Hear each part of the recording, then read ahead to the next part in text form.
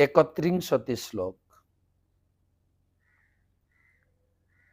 যচ্ছক্তয়ো বদতাং বাদিনাং বৈ বিবাদ সংবাদ ভুবো ভবন্তি কুর্বন্তি চৈষাং মোহরাত্মমোহম তস্मै নমো অনন্ত গুণায় ভুবনে। যচ্ছক্তয়ো বদতাং বাদিনাং বৈ বিবাদ সংবাদ ভুব ভবন্তি কুর্বন্তি চৈষাং মোহরাত্মমোহম তস্मै নমো অনন্ত গুণায় ভুবনে।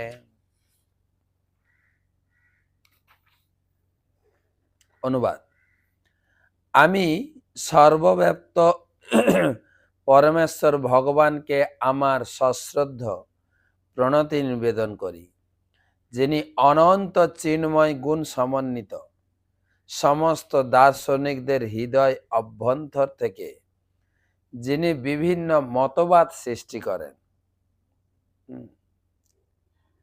যে আমাদের ভিতরে তর্ক বিতর্ক, এসবই ভগবান থেকে প্রকাশিত।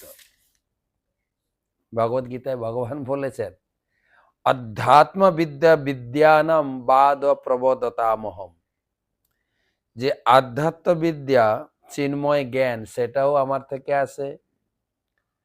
আর চিন্ময় জ্ঞানের ভিতরে বাগ বিতণ্ডা, মতভেদ, এটাও আমার থেকে আসে।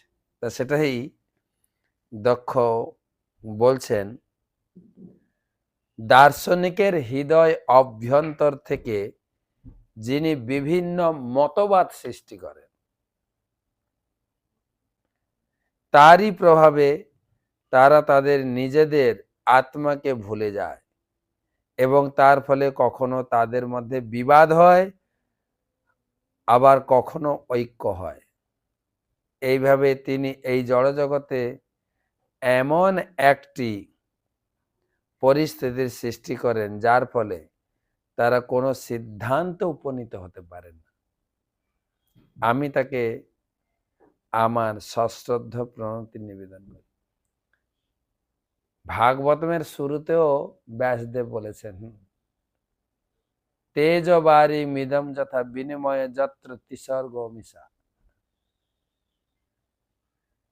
ভগবান সম্বন্ধে জানতে গেলে শাস্ত্র থেকে জানতে হবে, কিন্তু শাস্ত্র যদি সঠিক ব্যক্তির গাইডেন্সে না পড়া হয়, শাস্ত্র আপনাকে বিভ্রান্ত করবে। ভাগবতের প্রথম শ্লোকে বলছেন, তেজ বারি মিদম যথা বিনিময় যত্র তিসর্গ মিশা। ভগবান সম্বন্ধে বিভিন্ন কাল্পনিক মতবাদ তেজ বাড়ি, যেরকম প্রচন্ড রৌদ্রে রাস্তার দিকে তাকালে দেখলে মনে রাস্তায় জলে ভর্তি, কিন্তু এটা হচ্ছে প্রতিবিম্ব। ঠিক সেই রকম ভগবান সম্বন্ধে ধারণা, শুধু বাজার থেকে শাস্ত্র কিনে পড়েও আমরা বিভ্রান্ত হয়ে যাব। তাই স্বরূপ দামোদর গোস্বামী বললেন, মহাপ্রভুর মেন পার্ষদ, তিনি বললেন, যাহ পড়ো ভাগবত। ভাগবত অবশ্যই পড়বে বৈষ্ণবের স্থানে, বা কেউ কেউ বলে ভাগবতীর স্থানে, একান্ত আশ্রয় করা চৈতন্য চরণে। আপনি সমাজে দেখবেন যারা পড়ে না শাস্ত্র, তারাও ভগবান সম্বন্ধে বিভ্রান্ত। কে ভগবান সঠিক ধারণা তাদের নেই। আর যারা শাস্ত্র পড়ে তারাও বিভ্রান্ত। কোন মঠে শাস্ত্র পড়ে না বলেন তো? রামকৃষ্ণ মঠে পড়ে না, ভারত সেবাশ্রম পড়ে না, কারা পড়ে না? পড়ে তো সবাই। শাস্ত্র পড়েও বিভ্রান্ত। তো শাস্ত্র পড়তে হবে যেরকম যেরকম যেরকম ডাক্তারি বই, ইঞ্জিনিয়ারিং বই বাজার থেকে কিনে এনে ঘরে সে পড়লে ডাক্তার ইঞ্জিনিয়ার হতে পারবে না, তার থেকে আরো বেশি ডাক্তার ইঞ্জিনিয়ার হতে পারে যারা হাতুড়ে। হ্যাঁ, রাজমিস্ত্রি করতে করতে তার অভিজ্ঞতা অনেক বেড়ে যায়। একটা বিল্ডিং বানাতে কত রড লাগবে, কত সিমেন্ট লাগবে, কত বালু লাগবে, কত পাথরকুচি লাগবে, ওদের আরো বেশি আইডিয়া। তো তার মানে সে ইঞ্জিনিয়ারিং ডিগ্রি পাবে না। ঠিক সেই রকম গীতা ভাগবতম বাজার থেকে এনে পড়লেও কিচ্ছু বুঝবেন না যদি সঠিক কলেজে না পড়া হয়। আমাদের গৌড়ীয় বৈষ্ণব ধারায় ডিগ্রি দেওয়া আছে, এর উপরে কোর্স করে, ভক্তি শাস্ত্রী ডিগ্রি, ভক্তি বৈভব ডিগ্রি, ভক্তি বেদান্ত, ভক্তি সার্বভৌম, এক একটা ডিগ্রির মান্যতা এবং ধারাবাহিকভাবে সেমিনার করে খুঁটিয়ে খুঁটিয়ে পড়ানো হয়। তার উপরে পরীক্ষা হয়, ভাইবা, লিখিত, কিছু মুখস্থ পরীক্ষা, কিন্তু প্র্যাকটিক্যাল প্রজেক্ট তৈরি করতে হয়, এগুলো আছে। হ্যাঁ, এবং 12টা উদ্দেশ্য নিয়ে পড়ানো হয়। আপনি এটা শিখলেন, আপনার জীবনে এটাকে ইমপ্লিমেন্টেশন, জীবনে প্রয়োগ করবেন করে, অ্যাপ্লিকেশন, আমার জীবনের জন্য এটা অ্যাপ্লিকেবল কিনা, নিজের জীবনের সঙ্গে শাস্ত্রকে জুড়তে হবে।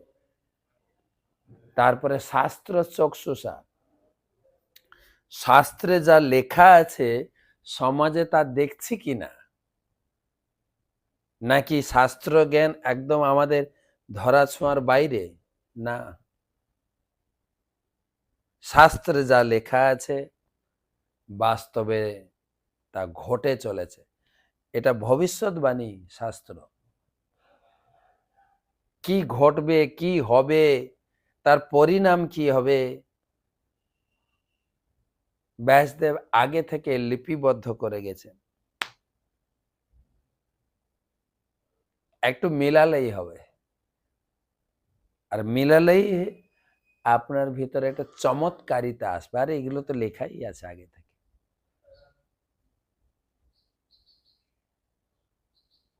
তো এখানে বলছেন ভগবান থেকে দার্শনিক জ্ঞান আসে, আবার ভগবান থেকে বিভ্রান্তিতাও আসে।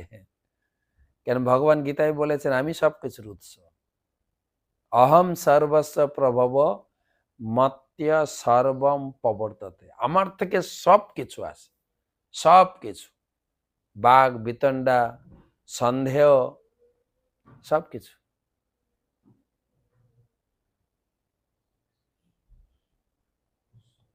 একজন সাধু কৌতুক করে বলছে এই চুরি করার অভ্যাসটাও ভগবানের আছে। আরে ভগবানের ভিতরে চুরি করার না থাকলে আমাদের ভিতরে আসবে কি করে? তবে তার চুরি করাটা আনন্দের। তিনি কি কি চুরি করেছেন লিস্ট করে বিখ্যাত পণ্ডিত দার্শনিক গান গেয়েছেন, সুর তাল লয় মান দিয়ে, বিভিন্ন বাদ্যযন্ত্র দিয়ে ভগবানের চুরি লীলা গাইছেন। ব্রজে প্রসিদ্ধম, সংস্কৃতে নবনীত চৌরম ব্রজাঙ্গনানাম দুকোল চৌরম, তো গাইছেন। আর আমরা চুরি করলে বাদ্য বাজনা বাজবে না, পিঠে বাড়ি পড়বে, বাড়ি, হাতে পড়বে শিকল। এটা হচ্ছে পার্থক্য। তো ভগবান থেকে সবকিছু আসে, বাঘ বিতণ্ডা, ভগবানকে ভুলে যাওয়ার জ্ঞানটাও সেখান থেকে আসে।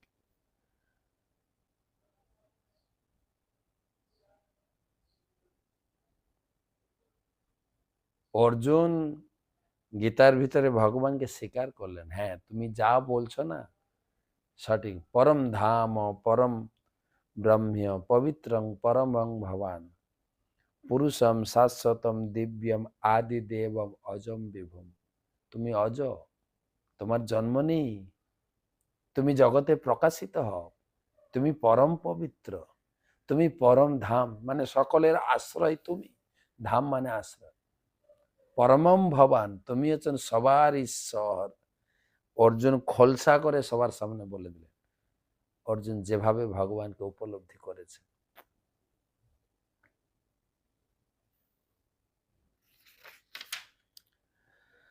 অস্থিতি নাস্তিতি চ বস্তুনিষ্ঠয় রেকস্থয়োর্ভি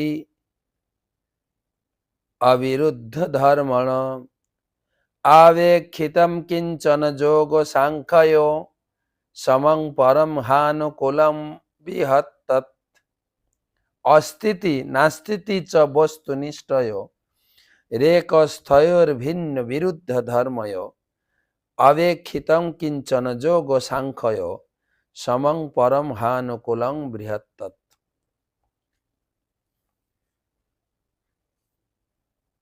দক্ষ বলছেন দুটি পক্ষ রয়েছে, আস্তিক পক্ষ নাস্তিক পক্ষ। আস্তিকেরা পরমাত্মাকে বিশ্বাস করে, তারা যোগের মাধ্যমে আধ্যাত্মিক কারণের অনুসন্ধান করে, কিন্তু সাংখ্যবাদীরা তারা কেবল জড় উপাদানের বিশ্লেষণ করে।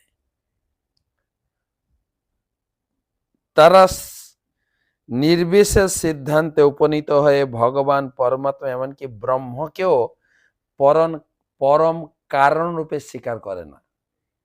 পক্ষান্তরে তারা জড় প্রকৃতির অনাবশ্যক বহিরঙ্গা ক্রিয়াকলাপে মগ্ন থাকে, কিন্তু চরমে উভয় পক্ষই এক সত্যকে স্বীকার করে, কারণ বিরুদ্ধ মতবাদ পোষণ করলেও তাদের চরম উদ্দেশ্য হচ্ছে সেই পরম কারণ। তারা উভয়ই সেই পরম ব্রহ্মকে প্রাপ্ত হয়, সেই পরম ব্রহ্মকে আমি আমার সশ্রদ্ধ প্রণতি নিবেদন করি। অসুররাও ভগবানকে প্রাপ্ত হয়েছেন, ভক্তিবিনোদ ঠাকুর তো খেদ করেছেন, অসুর সকল পাইল চরণ বিনোদ থাকিল বসি। গোপীনাথ আমি কি দোষের দোষী, আমি কি দোষ করলাম, আমার দোষটা কি বলো না গোপীনাথ, আমি কি দোষের দোষী।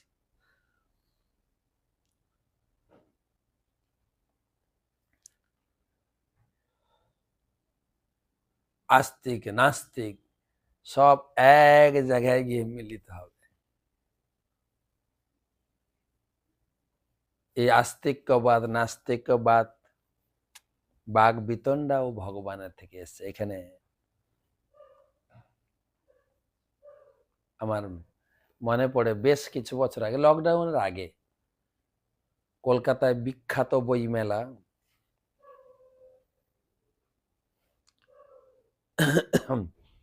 আমাদের আনন্দবর্ধন প্রভু বলছেন, বলছে কয়েকজন ভক্ত নিয়ে একটু বই মেলা দেখতে গেলাম, কিছু বই কিনবো। তো আমরা রাস্তায় চলছি, একটা দোকানদার ছুটে এসে আমাদের হাতে একটা বই দিল, খুব বড় বই।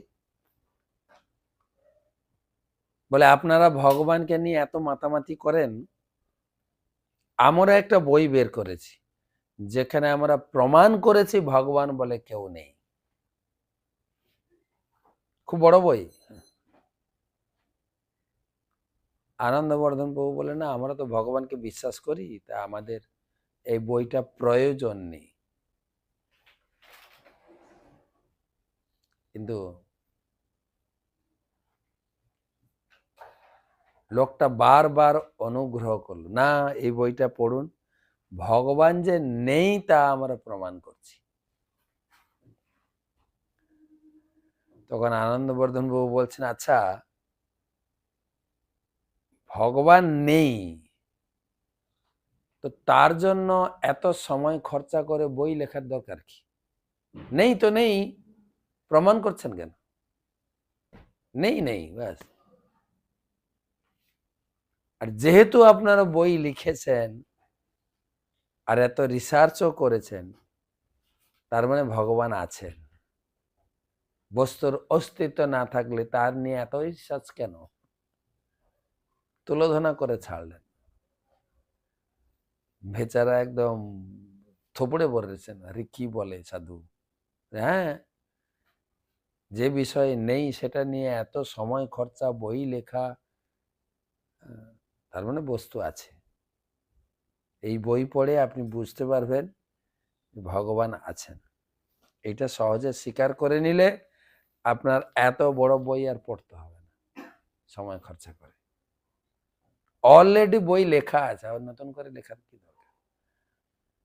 জহনুগ্রহার্থং ভজতং পাদমূল জন্নাপরূপ ভগবান অনন্ত নামানি রূপানি চ কর্ম চ জন্ম কর্মভি ভেজে সমহ্যম পরম প্রসীদতু।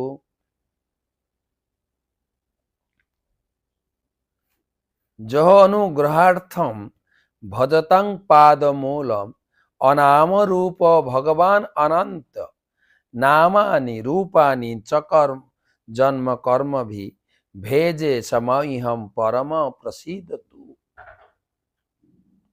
অচিন্ত ঐশ্বর্য সম্পন্ন ভগবান জড় নাম রূপ ও কার্যকলাপ রহিত। তিনি সর্বব্যাপ্ত এবং তার শ্রী পাদ পদ্মের সেবারত ভক্তদের প্রতি বিশেষ কৃপাময়। তাই তিনি তার ভক্তদের কাছে তার বিবিধ লীলার মাধ্যমে তার চিন্ময় নাম ও রূপ প্রকাশ করেন। সেই সচ্চিদানন্দময় বিগ্রহ পরমেশ্বর ভগবান আমার প্রতি প্রসন্ন হন। অচিন্ত ঐশ্বর্য সম্পন্ন ভগবানের নাম রূপ জড় কার্যকলাপ রহিত, আর তিনি সর্বব্যাপ্ত, সব জায়গায় আছেন। আর বিশেষ করে তার ভক্তদের প্রতি তিনি অত্যন্ত কৃপাময়। ভক্তদের জন্য কি না করেন ভগবান। গীতার ভিতরে তো ফলাও করে ঘোষণা করেছেন, আমি ভক্তের পক্ষপাতিত্ব করি, ভক্তের জন্য নিজে যুদ্ধ করে ক্রেডিট দিই, ভক্তের যা প্রয়োজন আমি সমস্ত নিজে বহন করে তার ঘরে পৌঁছে দিই, আর যা আছে সব আমি নিজে পাহারা দিয়ে সংরক্ষণ করি। বলি মহারাজের রাজধানীতে ভগবান গেট কিপার হয়ে আছে। অর্জুনকে রথে বসিয়ে ভগবান বিপরীত যোদ্ধাদের ভীষ্মদেব, দ্রোণাচার্য, তাদের সব বাণ নিজে বক্ষ বিস্তার করে, ছাতি বিস্তার করে গ্রহণ করেছেন। একটা বাণ তিনি অর্জুনকে লাগতে দেননি। যুদ্ধ তো করলেন ভগবান, আর ক্রেডিট দিলেন অর্জুনকে, তুমি পিছনে বসে থাকো, আমি সব করছি। ভক্তের জন্য অত্যন্ত কৃপাময়। তাই তিনি তার ভক্তদের তার বিবিধ লীলার মাধ্যমে তার চিন্ময় ধাম এবং রূপ প্রকাশ করেন। তিনি জগতে এসে তার বিচিত্র লীলা, ধাম এবং তার স্বরূপ প্রকাশ করেন। না লোকে জানবে কি করে? 5000 বছর আগে বৃন্দাবনে তিনি খেলাধুলা করলেন সখাদের সঙ্গে, কত অসুর বধ লীলা করলেন, যেগুলো আনন্দময় লীলা। ইতি দীক্ষ লীলাভি আনন্দ কুণ্ডে ব্রজবাসীদেরকে প্রতিদিন নতুন নতুন লীলা অনুষ্ঠান করে আনন্দে নিমজ্জিত রেখেছিলেন। আর সেই সব লীলা পড়লেই আনন্দ পাবেন। যত পড়বেন তত আনন্দ, যত শুনবেন তত আনন্দ।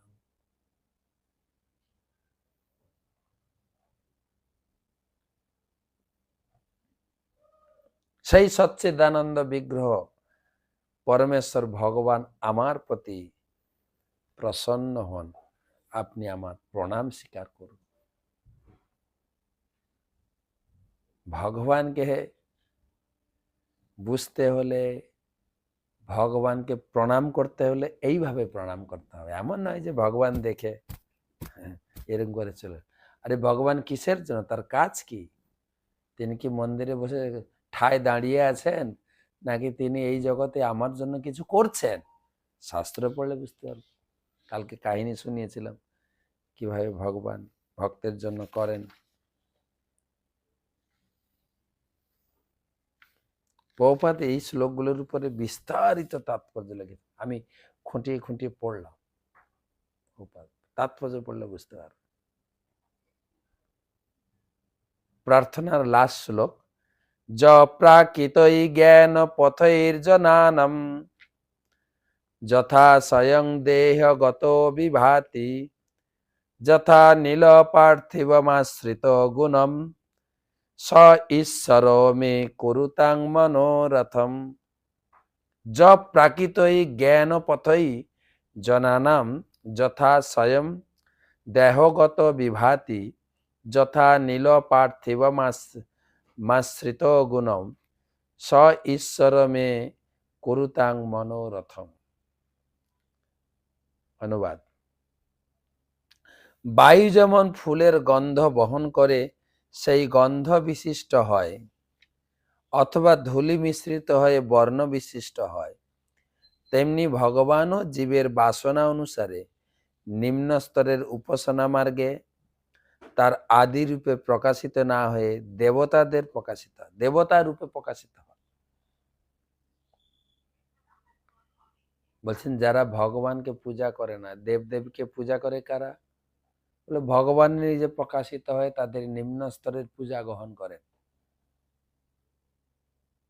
এখানেও বলা আছে যে দেবতা পূজাও ভগবানের পুজো, কিন্তু আংশিক পুজো।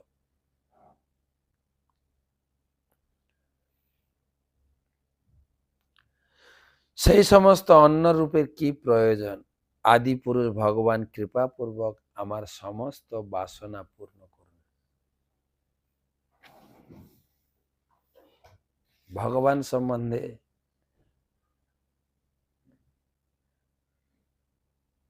দক্ষ মহারাজের সূক্ষ্ম বর্ণনা আমাদের যারা আমরা সাধন ভক্তিতে রয়েছি, যারা ভগবানকে একদম বিশ্বাস করেন না, সবার জন্য তিনি দিগদর্শন করে গেছেন। সুবিজ্ঞ দুর্বিজ্ঞ এর আগে আলোচনা হয়েছে। ভগবান ভক্তের প্রতি অত্যন্ত অনুগ্রহ। আমি আজকে তো আমরা রেমুনা এলাম, তো রেমুনার কাহিনী পরে আগে শুনিয়েছি, পরে আবার বলবো। আমি পিছিয়ে যাচ্ছি, পানিহাটিতে ছিলাম। পানিহাটিতে লীলা শুনছিলাম। পানিহাটিতে রাঘব ভবনে মদন মোহন জিউর সেবা হচ্ছে। তো পূজারী ব্যাখ্যা করছিলেন যে মদন মোহন জিউ কিভাবে এলেন। অত্যন্ত চমৎকার লীলা, যা ভক্তের হৃদয়কে ছুঁয়ে যায়। আমার যতটুকু মনে আছে বলার চেষ্টা করছি। রাঘব ভবনে এই বিগ্রহ রয়েছে, অপূর্ব সুন্দর দেখতে বিগ্রহ। সেই বিগ্রহ কিভাবে এলেন? রাঘবের পিতার পিতা মানে ঠাকুর দাদা ছিলেন গঙ্গা প্রসাদ চতুর্বেদী। তখনকার দিনের আদিসুর রাজা চন্দ্রকেতুর রাজসভার প্রধান পুরোহিত ছিলেন। আসলে তারা এসেছেন কান্নকুব্জ নগর থেকে, মানে কি বলা যায়, কান্নকুব্জ নগর মানে কানপুর।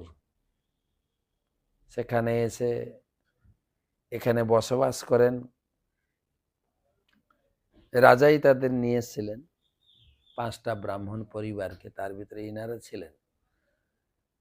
আর গঙ্গা প্রসাদের খুব পছন্দ হয়েছিল জায়গাটা। গঙ্গার তীরে একটা কুকুরির বেঁধে নিয়মিত গঙ্গা পূজা করতেন, ত্রিসন্ধ্যা গঙ্গায় গায়ত্রী, এবং অত্যন্ত সুন্দর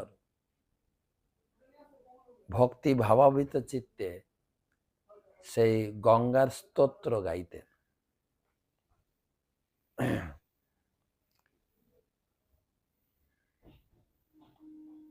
এবং রাজা চন্দ্রকেতু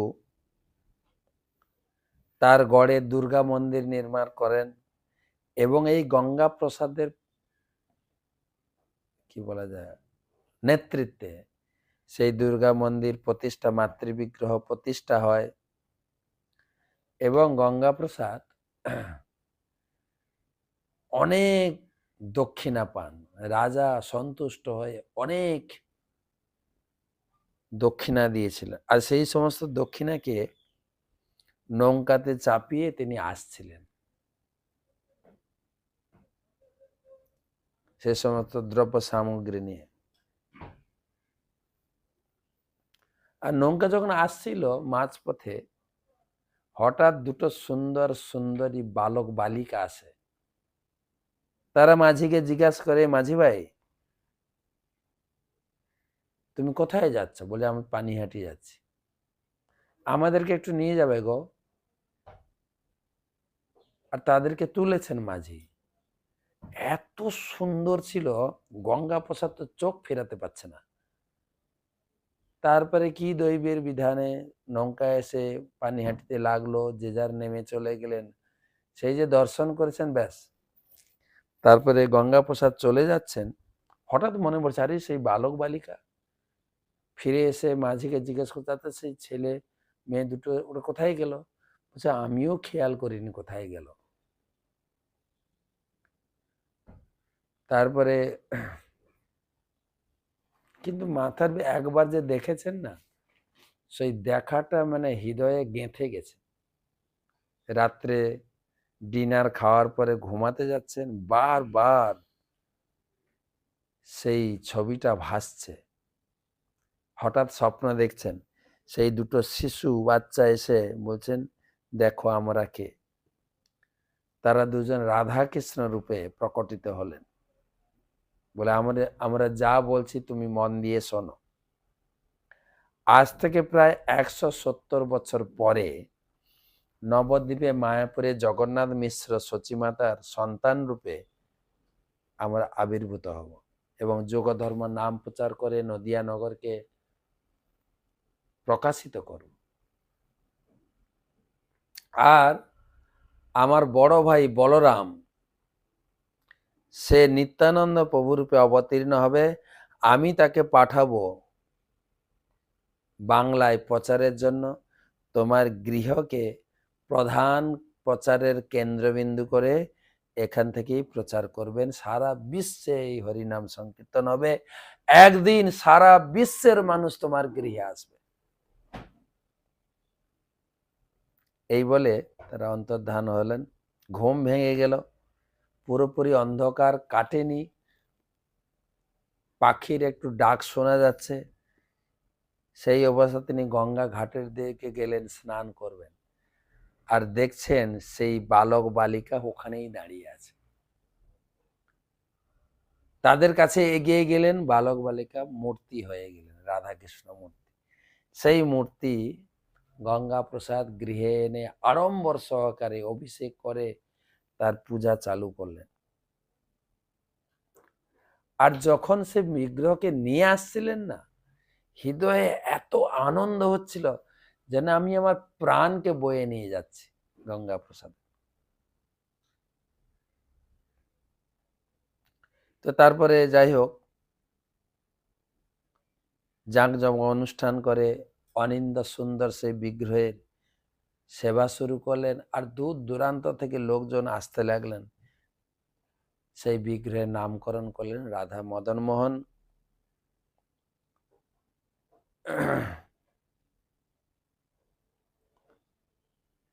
এবং তার সেবায় সন্তুষ্ট হয়ে রাধা মদন মোহন আবার গঙ্গা প্রসাদের সামনে স্বপ্নে উপস্থিত হলেন। বলছে গঙ্গা প্রসাদ তোমার সেবায় খুব সন্তুষ্ট। সামনে যে দোল পূর্ণিমা আসছে না, সেই দোল পূর্ণিমাতে তুমি আমাদের একটু আবির মাখাবে। সেই মুহূর্তের জন্য অধীর অপেক্ষায় থাকলাম। দোল পূর্ণিমা দিন গঙ্গাপ্রসাদ নিজের হাতে ভাবের হাত পা কাঁপছে, সুন্দর করে আবির মাখাচ্ছে। আর আবির মাখাচ্ছেন তো মদন মানে চোখগুলো ঝলঝল করছে, চোখে যেন কথা বলছেন, আরো মাখাও, আরো মাখাও, আরো মাখাও। আর প্রচুর আবির মাখিয়েছেন। আর পুরো আবির দিয়ে ঢেকে দিলেন। এবং সেই দিন থেকে গঙ্গাপ্রসাদের হৃদয় থেকে কৃষ্ণ প্রেমের মানে হৃদয়টা পুরো গ্রহণ করে নিয়েছেন মদন মোহন। কৃষ্ণ প্রেমের নিত্য আবাহন করতে লাগলেন।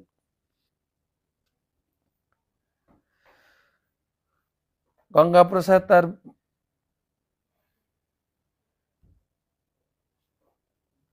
মদন মোহন ছাড়া আর কিছুই জানতেন না। তিনি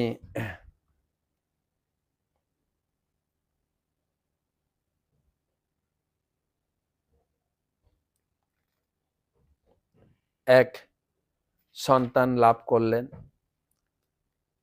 তার নাম রাখলেন দেবী প্রসাদ। কেননা গঙ্গা দেবীর কৃপাতে তিনি লাভ করেছেন। গঙ্গা পূজা করতেন, গঙ্গার কাছে প্রার্থনা করতেন, আমি একটা পুত্র সন্তান চাই। তো একদিন গঙ্গা প্রসাদ নির্জনে বসে মদন মোহনের অপ্রাকৃত মহিমা কীর্তন করতে করতে অশ্রু বিসর্জন করছিলেন। তার পুত্র দেবী প্রসাদ দেখছেন বাবা কাঁদছেন। দেবী প্রসাদ এসে বাবাকে জড়িয়ে ধরেছে, বাবা তুমি কাঁদছো কেন বাবা, কি হয়েছে? গঙ্গা প্রসাদ কিছু বললেন না, পুত্রকে জড়িয়ে ধরে বললেন, বাবা একটা কথা বলবো, তুমি রাখবে? আমাকে প্রতিজ্ঞা দাও, আমার কথা তুমি রাখবে, আমার সামনে প্রতিজ্ঞা করো। দেবী প্রসাদ বলে, ঠিক আছে বাবা বলো, তুমি যা বলবে আমি তাই করব। না তুমি আমাকে কথা দাও তোমার সম্পূর্ণ জীবন মদন মোহনের সেবায় উৎসর্গ করবে। তুমি তোমার জীবনের থেকেও মদন মোহনকে বেশি প্রিয় বলে মনে করবে, যত্ন করবে, তার সেবা করবে। দেবী প্রসাদের ছোট্ট হাতটা বাবার হাতে রেখে বলছে, হ্যাঁ বাবা, তোমার কাছে আমি প্রতিজ্ঞা করছি আমি মদন মোহনকে অন্তর থেকেও বেশি ভালোবাসবো। তো গঙ্গা প্রসাদের বাড়ির পাশে একটা বাতাপি লেবুর গাছ ছিল। তো দেবী প্রসাদ ওই ডালে উঠে দোল খাচ্ছিল, ঠিক আছে। আর দেবী প্রসাদকে বললেন, মদন মোহন একটা ছোট্ট শিশু বালকের রূপ ধারণ করে তার কাছে গিয়ে বলছেন, শোনো কানাই। হ্যাঁ, দেবী প্রসাদকে বলেন, আমার নাম হচ্ছে কানাই, ঠিক আছে, তো আমি তোমার সঙ্গে ডেলি খেলবো। আর কানাইকে পেয়ে দেবী প্রসাদ খুব আনন্দ, প্রতিদিন খেলাধুলা করতেন, দোল খেতেন, ডালে উঠতেন, দৌড়াদৌড়ি করতেন। আর গঙ্গা প্রসাদ বুঝতে পেরেছেন, আরে এ তো মদন মোহন, আমার ছেলের সঙ্গে খেলাধুলা করে। তখন একদিন লুকিয়ে থাকলেন যে কি কি খেলা করে আমি দেখব। কিন্তু সেদিন মদন মোহন কানাই এলো না, পরের দিনও এলো না, কয়েকদিন ধরে এলো না। আর দেবী প্রসাদও আর সেই গাছের কাছে গিয়ে দোল খেতে পারতো না, কেননা কানাইয়ের স্মৃতি তাকে তাড়া করতো। কানাই নেই, একা একা লাগতো, যেত না। একদিন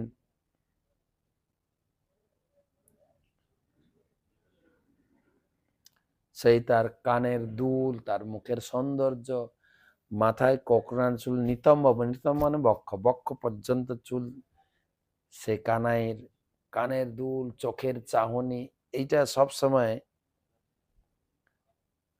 দেবী প্রসাদের হৃদয়ে ভাসত। একদিন দেবী প্রসাদের ভীষণ জ্বর হয়েছে, ভীষণ জ্বর। আর এত তীব্র আকার ধারণ করলো সেই জ্বর, কোনো ডাক্তারের কোনো ঔষধ কাজ করছে না। শুধু দেবীপ্রসাদ জ্বরের ঘোরে কানাইয়ের নাম বিড়বিড় করে বলছে, বিড়বিড় করে কানাই কানাই কানাই কানাই কানাই। আর ভগবানের হৃদয় তো কঠিন নয়, ভক্তের হৃদয়ের ভাব বুঝে তিনি যেন তিনি কানে শুনতে পেলেন ফিসফিস করে, দেবীপ্রসাদ দেখো আমি ফিরে এসেছি, কিন্তু তা আমার সাথে খেলবে না, চলো। দেবীপ্রসাদ চোখ খুলে দেখলেন যে কানাই তার পাশে দাঁড়িয়ে আছেন। কানাইয়ের স্নেহপূর্ণ দৃষ্টি, হাসি, মুখমণ্ডল, দেবীপ্রসাদের শরীর উজ্জ্বল হয়ে উঠল। সে নির্বাক হয়ে শুধু কানাইয়ের দিকে তাকিয়ে থাকলো। দেবীপ্রসাদের চোখ থেকে আনন্দপূর্ণ অশ্রু প্রবাহিত হয়ে কানাইয়ের যেন পাদপ্রক্ষালন করে দিল। সে যেন মিত্রকে স্বাগত জানিয়েছিল। আর দেবীপ্রসাদও কানাইকে জড়িয়ে ধরে, কানাই তুমি আমাকে ছেড়ে যাবে না। কানাই বলছে, না আমি তোমাকে কোনোদিন ছাড়বো না।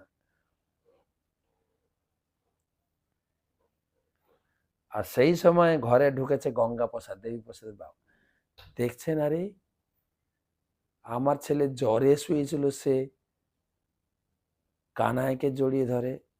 আর সঙ্গে সঙ্গে কানাই ছুটে গিয়ে মন্দিরে মদন মোহনের সঙ্গে মিশে গেল। এরকম অনেক লীলা, অনেক লীলা।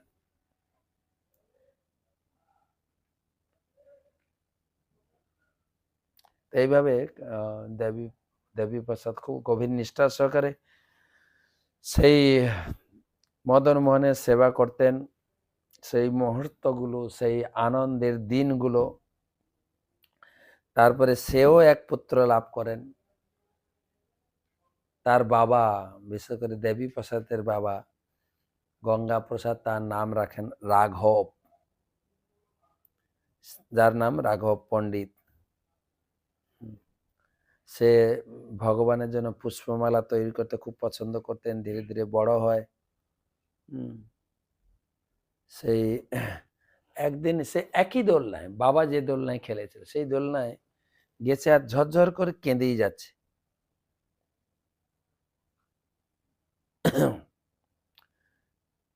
তখন বাবা দেবীপ্রসাদ বলছে, রাঘব তোমার কি হয়েছে, তুমি কাঁদছো কেন? বলছে, দেখো আমার কাছে সেই গোবিন্দ আর ওই মেয়েটা আসলো না খেলা করতে, আমি এখন একা বসে আছি, কি করব, কেন তারা আসছে না?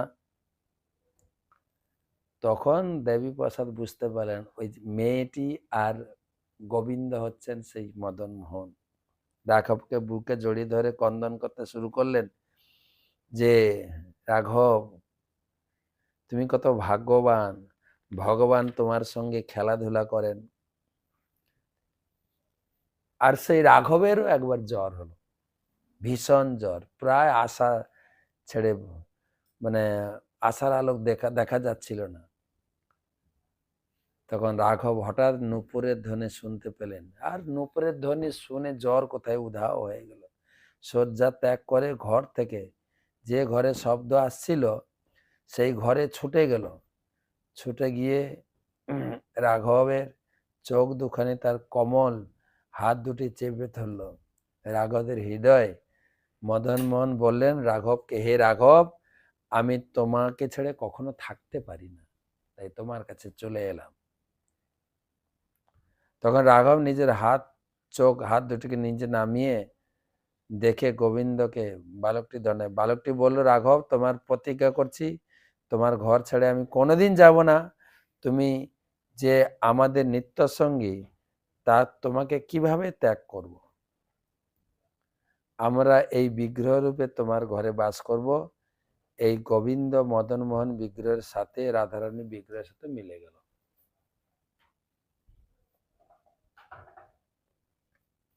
দেবীপ্রসাদ বিগ্রহ কক্ষে প্রবেশ করে এমত অবস্থা থেকে হতবাক হয়ে গেলেন। এ কি আশ্চর্যের বিষয়! রাঘবের জ্বর হয়েছিল, জ্বর কোথায় গেল? সে এখানে ভগবানকে আলিঙ্গনরত অবস্থায় রয়েছে। সবকিছু শুনে দেবীপ্রসাদ রাঘবকে জড়িয়ে ধরে বারবার চুম্বন খেতে লাগলেন। বললেন, রাঘব তুমিও ভগবানের কত প্রিয়। তো এই মোটামুটি অনেক বড় কাহিনী, সংক্ষেপে বললাম, টাইম তো অতিবাহিত হয়ে গেছে। যে ভগবান পাথর নন, ভগবান নিরাকার নন, ভগবান ভক্তের প্রেমের বশ। হ্যাঁ, সেই রকম কাহিনী শোনাবো রেমুনার কাহিনী কালকে।